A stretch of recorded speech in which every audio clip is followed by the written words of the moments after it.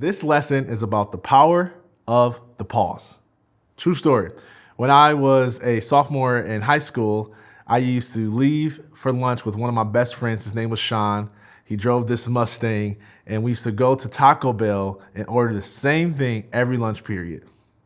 It was awesome. Taco Bell was fire back then. We used to get the chalupa and with the fire sauce and the little twist, things slap. And there was a period of time in our school where the violence started to increase. People was acting crazy, getting in fights. And so they stopped allowing students to go off site for lunch. And that made me and Sean upset. And we decided one day that we were going to go off site anyways.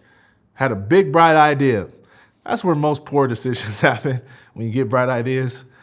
So we waited till the campus police guy kind of like rolled on the other side of the building. We left, we went to Taco Bell, we came back. We thought we were just gonna slide in and go to class and nobody ever noticed. The problem is that as soon as we was turning in, here comes the campus police guy and he sees us. But my friend drove a Mustang. So he hit the Mustang in full gear, drove up this aisle, and we saw an empty parking spot. And I'm telling you, like Batman and Robin, he turned in the parking spot. We hit the recliner, we hit back so that he wouldn't see us. And he drove right by us. And I'm telling you, we got so hyped. It was like, we just pulled it off. We got away with it. And as soon as we was getting hyped, you heard the engine. He pulled up right behind us.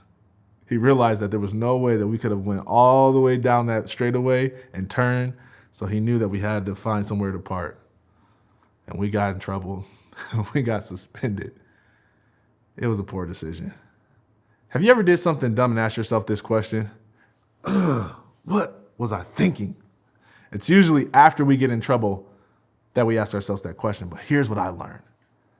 If you think before you act, you make better, more responsible decisions. How do you do that? Easy.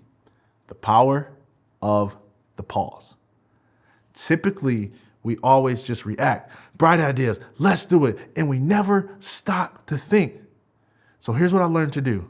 Whenever I have a bright idea, I pause. And I ask myself the question, how can this play out? What will happen if this bright idea doesn't work like I think it's gonna work? And even as an adult, that helps me make better decisions. So I want you to try that. Next time you get a bright idea or a bad idea, practice the power of the pause.